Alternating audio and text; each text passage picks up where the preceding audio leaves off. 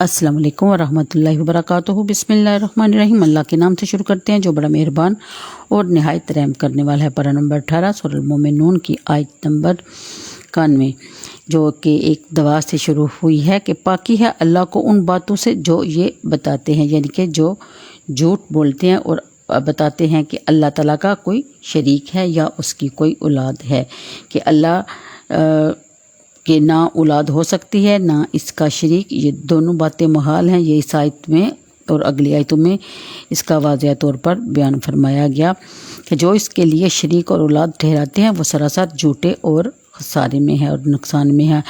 अल्लाह ताला इससे मुनज़्ज़ह है क्योंकि नूह और जिन्स से पाक है और औलाद वही हो सकती है जो हम जिन्स हो।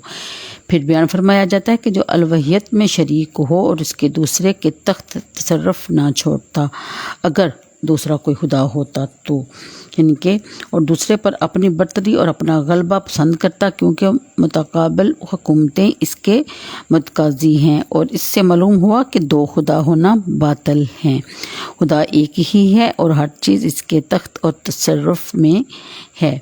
फिर बयान फरमाया जाता है कि सबसे अच्छी भलाई से बुराई को दफ़ा करो। फिर हम खूब जानते हैं जो ये बातें बनाते हैं। आयत नंबर 96 और तुम अर्ज़ करो कि ए मेरे रब तेरी पनाह मांगता हूँ शयातीन के वसवसों से, और ए मेरे रब तेरी पनाह के वो मेरे पास आएँ, यहाँ तक कि जब उनमें से किसी को मौत आए। फिर बयान फरमाया जाता है कि तू कहता है कि ए मेरे रब मुझे वापस फिर भेज दीजिए, शायद अब मैं कुछ भलाई करूं जो मैं पीछे छोड़ आया हूँ। तर्जुमा तफसीर के मुताबिक और इनका करीन और साथी ना बनाना ये दुआ बतरिक तवाज़ा और इज़हार अब्दियत है, बावजूद ये कि मालूम है कि अल्लाह ताला आपको इनका करीन और साथी ना करेगा। इस तरह अम्बिया मासूमीन हैं और इस्तग़फ़ार किया करते हैं, बावजूद ये कि इन्हें अपनी मग़फ़िरत और इकराम खुदाबंदी का इल्मी यकीन होता है। ये सब बतरिक तवाज़ा इज़हार बंदगी है। तो फिर हम क्या चीज़ें हैं, हमें भी चाहिए कि हम हर वक्त अल्लाह से तौबा और इस्तग़फ़ार करते रहें और उससे शैतानों से के वसवसों से पनाह मांगते रहें। इसके बाद बयान होता है कि ये जवाब है उन कफ़ार का जो अज़ाब मौत का इनकार करते थे और इसकी हंसी उड़ाते थे। इन्हें बताया गया कि अगर तुम गौर करो तो समझ लोगे कि अल्लाह ताला इस वादे को पूरा करने पर कादर है। फिर वजह इनकार और सबब इस्तग़ाज़ा क्या है?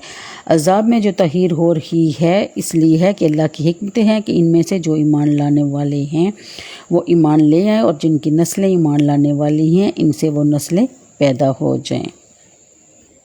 आयत नंबर 99 यानी कफ़ार जब अपने ऊपर वो यानी वक़्त मौत तक अपने कुफ्र और सरकशी और खुदा और रसूल की तकज़ीब और मरने के बाद ज़िंदा किए जाने के इनकार पर मुसर रहता है, और जब मौत का वक्त आता है और इसको जहन्नम में इसका जो मकाम है वो दिखाया जाता है और जन्नत का वो मकाम भी दिखा दिया जाता है, तो फिर वो ये कहता है कि ए रब मुझे वापस भेज, शायद मैं कुछ अच्छा काम कर सकूँ। इसके जवाब में इसके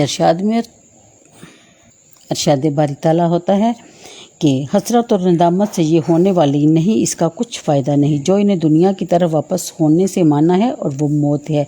हाज़न बाद मुफस्सरीन ने कहा कि बरज़ख वक़्त मौत से वक़्त बास तक की मुद्दत को कहते हैं, कि यानी कि पहली मर्तबा जिसको नुफ़ा औला कहते हैं, जैसे कि हज़रत इब्ने अब्बास रज़ियल्लाहु तआला अन्हुमा से मरवी है कि जिन पर दुनिया में फ़ख्र किया करते थे आपस की निस्बी तल्लुक़ात से मुनक़ता हो जाएंगे और क़राबत की मोहब्बतें बाकी ना रहेंगी।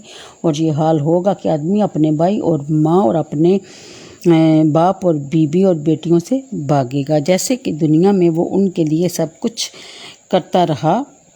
आयत नंबर 100 तो जब सूर फूंका जाएगा तो इनमें से कोई भी रिश्ता इनका ना रहेगा और ना कोई एक दूसरे का हाल पूछेगा, ना कोई एक दूसरे से बात करेगा।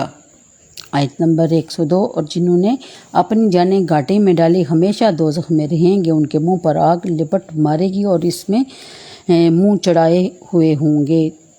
तो तिरमिज़ी की हदीस में है कि आग इनको भून डालेगी, ऊपर का ऊँट सुकड़ कर निसफ सर तक पहुँचेगा और नीचे का नाफ तक लटक जाएगा, दांत खुले रह जाएंगे। इस्तग़फ़ार खुदा की पनाह इनसे फरमाया जाएगा, क्या तुम पर मेरी आयतें ना पढ़ी जाती थी